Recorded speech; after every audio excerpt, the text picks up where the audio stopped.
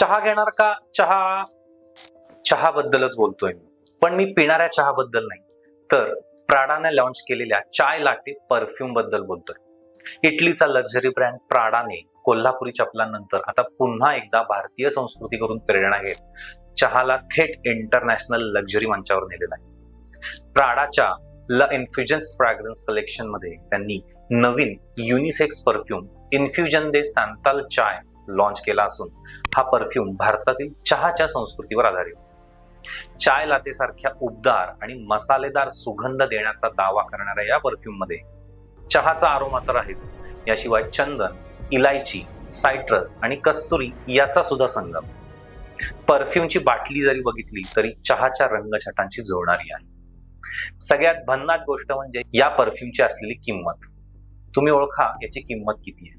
फक्त 17,000 रुपये। मग तुम्ही वापरणार का हा परफ्यूम?